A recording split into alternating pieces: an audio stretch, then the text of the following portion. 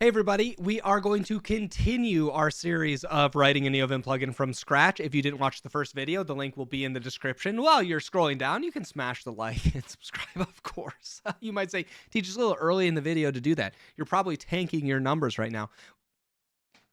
You'd probably be right. Anyways, so what we're going to do here is we're going to start making our presentation plugin actually look a little bit more like a presentation. Right now, if we were to open this up, and we go to our presents plugin here. Let's say we make a new thing and we say, this is a title, text, more text, another slide, wow, right? We get what the current buffer is, which is 6. We go down to here and we execute this like this. We get this. This is a title, more text, another slide. Wow. Okay, great. But it really doesn't look like a presentation. You know what I mean? You can like see stuff around here. There's other stuff going on. Let's start fixing this. Okay. So first things first is we need to go back here, and I don't want this to only take up 80% of the screen. We want this to take up the whole thing, right? So let's go ahead and do that. Let's go here and delete this and delete that. And now when we execute this, sweet, takes up the whole screen. Problem is, I don't really like the border this way. You know, I don't actually want like lines like this. So we can go to OpenWin, and let's check our border options here, which would be none, no border, single line, rounded, empty, shadow. We could also just do an array of like empty characters. So let's say we do this, because I think that actually will work kind of nice. Let's just go like this, and we go 1. Chat. Okay, ready for this? So if we go this and we go space, comma, like this, we do this, we do 7 dot. Oh, nice. Thank you. That puts 8 of those inside of there. Now when we open this, it's just a little bit of a border, which is like, that's nice. I feel like this looks nice. Does this definitely doesn't work if you have like multiple of these, right? What does it say for, I didn't even think of this beforehand. Win open. There we go. Border again. Let's go look at this. This can be either a string or an array. If it's an array, the length or height divisible by 8. Specify the 8. Yeah, so it has to be just one character at a time. Okay, that's fine. So this looks good, right? This is like, okay, now we've got a little bit of border, but we have a problem. I don't like this down here. So let's get rid of that command height. So that option is called command height, right? Command height. And this says how tall you want this bottom line to be. Now, by default, I like leaving it as 1. But we kind of want to make it disappear when we go to this mode. So we want to set command height equal to 0. The problem is you wouldn't want to globally change their options, right? You wouldn't want to globally change like the user's options just because they call our plugin. We want to be like a little bit, more considerate than that. We want to be a little nicer. So how can we do this? Well, the way that we can do this is where we create our window and then close it, right? We can actually set something that gets called when we leave the buffer to reset our state. Let's give an example. Vim API nvim create auto command. Okay, and we'll say buff leave like this. And we'll say buffer equals float.buff here. And then we have a callback, which will be something like this. Yeah. And for right now, let's just say print, yeah. Okay, of course. So when we execute this, invalid buffer key 95 float.buff. Oh, whoops, this is buff number, sorry. When we execute this 95, what did I do wrong? No, I said buffer. Yeah, buffer right here. Oh, I said auto group. Sorry, this should be auto command. I auto completed the wrong one. There we go. Okay, now let's try again. So now we get this, and when we leave this by pressing Q or quitting, we'll get yeah. Okay, great. So this is like, we can call this when we leave the buffer. So a nice thing that we could do is we can do something like this. Assuming since we have like command height equals 1, we echo what, command height is. And command height, we'll see 1. Okay, we can go something like this. Let's do local, let's say restore, or maybe we'll say restore. And let's make ourselves a list of options that we want to restore to. So this could be something like command height, and we could set this to be, let's say original, and we can do vim.o.command height, right?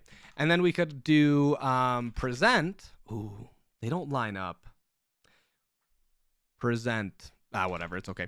And we want during presentation it to be 0. Okay, so what we can do is we can iterate through these for option and config in pairs, restore, do, end. Whoops, do, end. What are we going to do with these? We're going to say vim.opt option, right? So that's the name of it, equals config.original, or sorry, config.present, right? This is like set the options we want during presentation. Now what we want to do is when we leave this, we'll go for option config in pairs, restore, do, end, vim.opt option equals config.original, right? So we're going to reset the values to what they were before when we leave the buffer, right? So this is reset the values when we are done with the presentation. Okay, like this. So if we execute this, you'll see we lost our little line here. Press Q, we reset the options back to the way they were before, right? So this is really nice. This is going to let us basically set options, any options that we need during this config, and then we can drop them back afterwards. It's not super exciting for right now. Right now, pretty much we're just going to do that, but that's okay. So that now, though, this is already starting to look more like a presentation, right? It's already kind of looking like, hey, we've got these, but it is a little bit lame, I feel like, to have these just sitting like here. You know what I mean? I feel like it's a little lame. Like the title should be centered, and maybe this should be like indented a little bit more, right? So let's see if we can make that happen. The first thing that I would do is we're going to no longer be using just one window. I think just one window makes this a little bit tough because we're going to end up with, we want these things to end up in different buffers. So what I want to do is let's go back to where we had for slides. And instead of having slides just be a string, let's make it a present.slide. And it says, hey, we don't know what that is. Okay, sure. That's fine. We can make ourselves a little class for a present.slide, and let's give it a field title, which will be a string as like the title of the slide, and then let's give it a field body, which could be the body of the slide. Sure. I don't know why I wrote those options, but whatever, that's too bad. Okay, so if we have this field title and body, we now have a problem, right? Which is that when we've made this before here, we were just inserting text into our slide. So we're no longer returning the right stuff. This doesn't work anymore. So what do we need to do instead? Well, when we find a separator, right, then we want to make that the title line. So let's go ahead, and where we do this, we'll say the current slide is going to be title equals, let's say title equals this line, right? Because we found the separator. Great. And then we need to say else now, because we only want to insert into the current slide's body if we've done this. And we'll do body is nothing here, like this, okay, right? So whenever we find a slide, what do we need to do? We're going to insert this into the current slide. This is good, but this is not right anymore because this is saying, does our current slide have anything? Let's go if current slide dot title is greater. And so if we've found anything in the current title, then we're going to do this. And so we'll say title is nil, and we'll say empty string, I guess, and body is this. So we'll just make it empty for both of those. And let's see if this works. It won't yet, because when we parse the slides, what we need to do here is we need to actually only put right here body. Okay? So this is the body that we need to put in, and we need to do this as well here. And at this point, you're thinking, I see a lot of repeated code. I'd agree.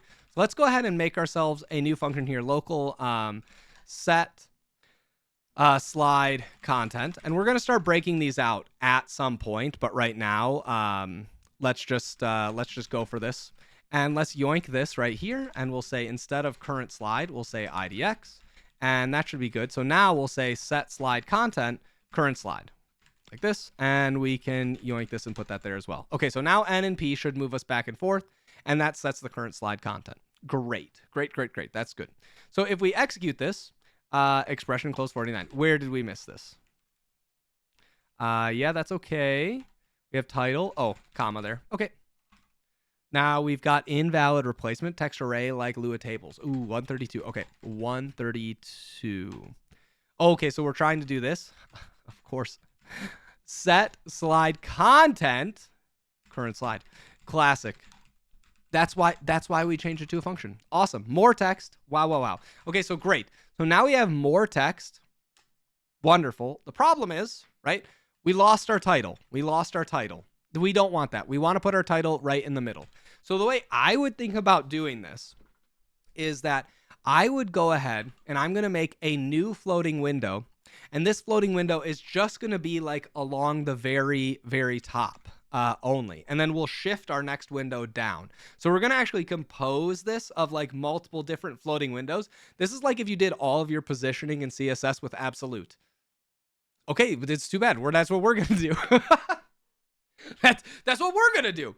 All right, so what I would say here is I would say local, let's say like Windows, okay?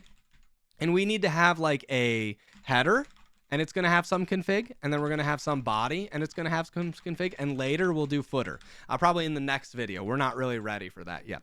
So in header, what do we want here? This is where we're going to basically take this win config here, and we're going to go ahead and we're going to change these options like this. So we want to say relative equals editor. Again, yep, that's good. And I think, doesn't this have type? I think we have like nvim open, or it's like key opts, key set win, key set option. I thought there was something for this. Key set dot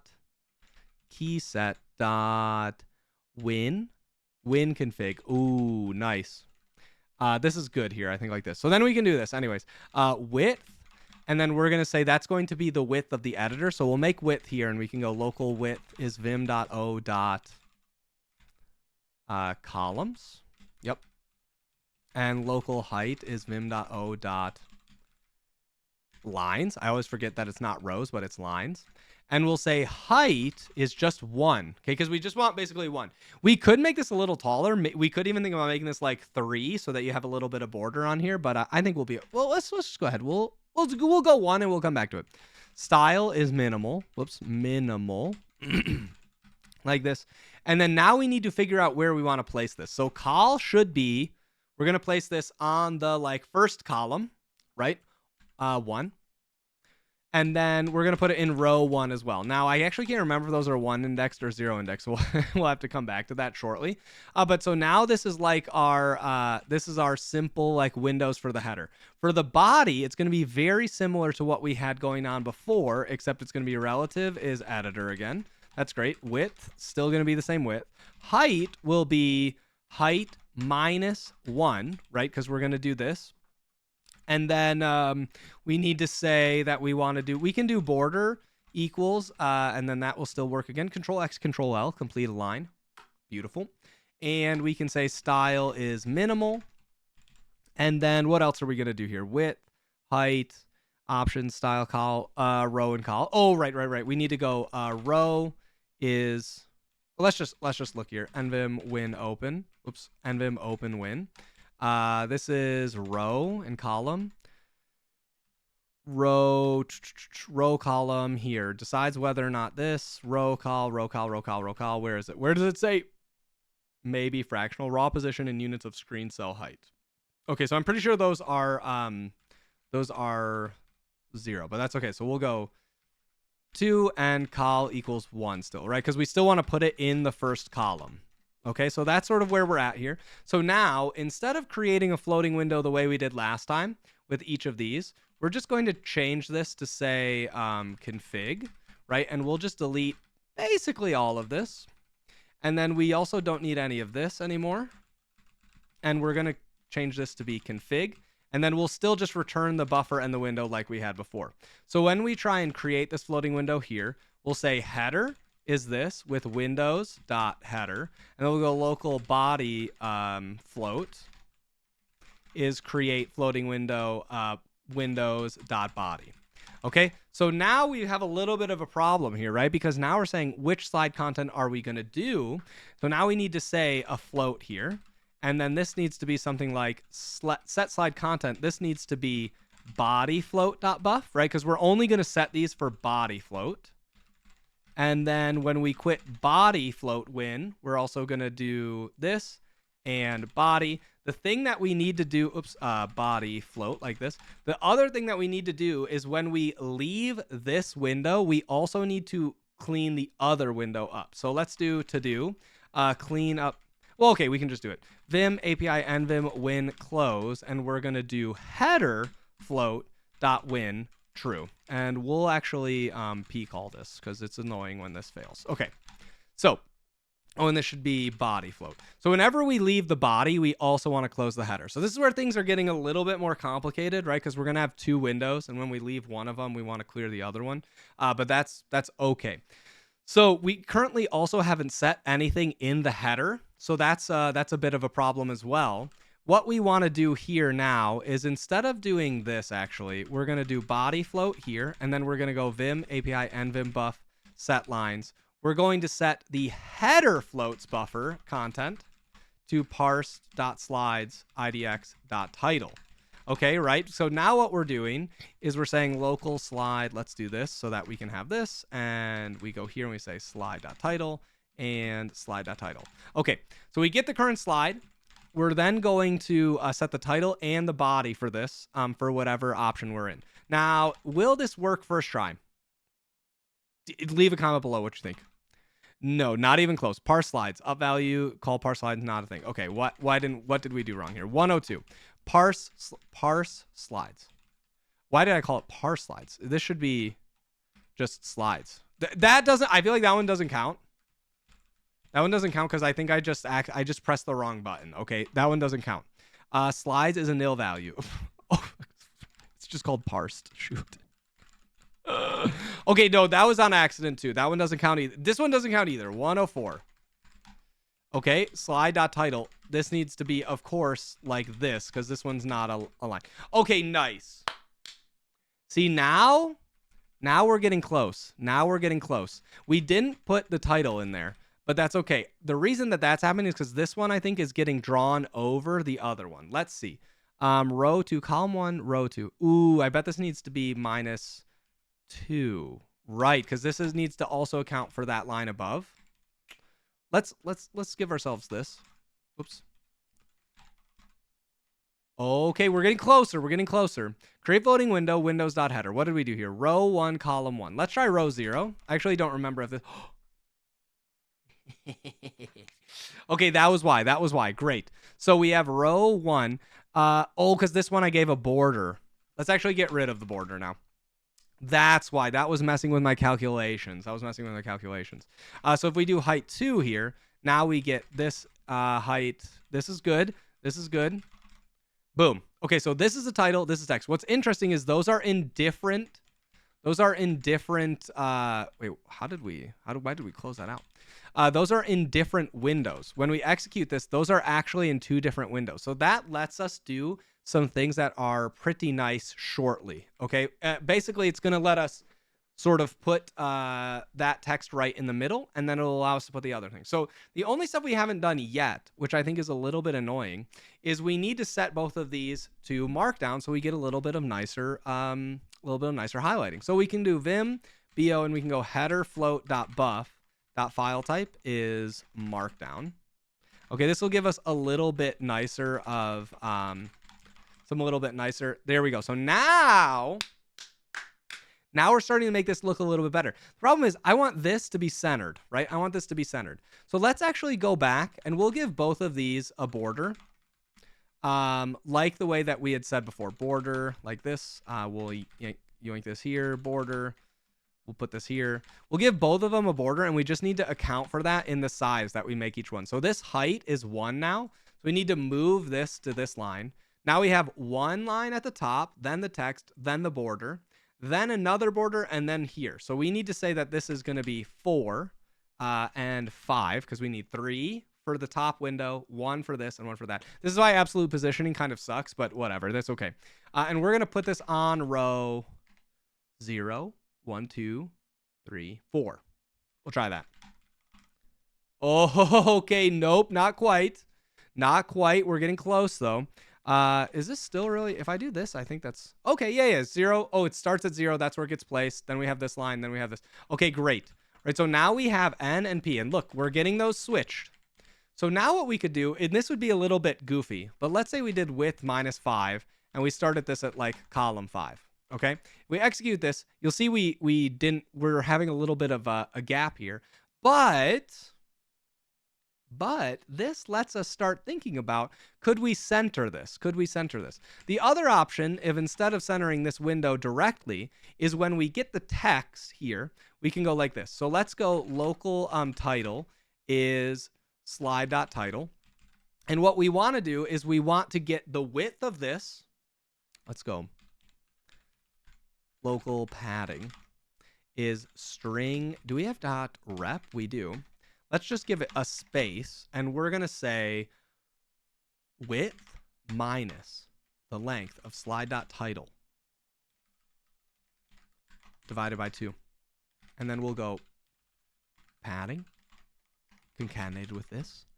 And let's change this to title. Oh, see, now we're talking. Now we put this right in the center of our screen, right? And I realize right now that this should be at 0.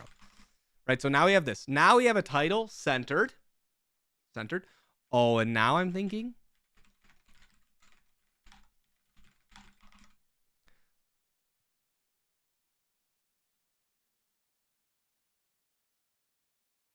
Right, that's starting to look pretty good. I feel like that actually looks like pretty nice. I did notice that we're doing this not quite. Oh, I left with -5. Okay, that's why. Yeah. Okay, so nice. So there we go. So now we have this perfectly centered title in the middle of a nice border with our text beneath here. Okay, so that's already looking pretty good, I think, right? The only thing that I would kind of like to do is I feel like this needs to be, say, like 4 or 8 spaces to the right. Now, what we have right now would make this a little bit goofy, right? If we set this to like 8 or something, and we did this, body. Oh, we would need to set our width -8 so that we have enough space to actually display this. This is good, but it's like obviously bad that we leave this here. So what I'm thinking is we need to have a background slide here. And this is going to take almost exactly the same stuff that we have here, except it's going to say relative editor is width, height is going to be height, minimal, yes, no border, none, and we're going to set this as the background. Okay, and if we do this, we can say local bg float is create floating window windows.background. We just need to make sure that we do the same thing that we did down here, where we close this header float with a background float. Or I called it bg float, didn't I? Why did I call it bg float and then everywhere else I said background? Let's not do that. Let's call it grn. Let's say background float. There's no reason to not type 6 extra characters. Come on, Teach. Come on. Okay, so now the only thing is we probably need to set the priority of these. Okay, so when we go back to this and we're here, I think in we're open win, we can set a z index stacking order. Higher z index go on top. So we can set something like z index equals 1, and then we can set z index equals 2 here. And I think if we do that, boom, now we have indented text, right? We don't have an extra thing, and we have a beautiful floating title along the top. In the next video, what we'll do is we'll fix this problem. I'm resizing, and everything disappeared. So let's fix that in the next video. Thanks, everybody. Hope you enjoyed this one. Happy Advent of Code. Bye.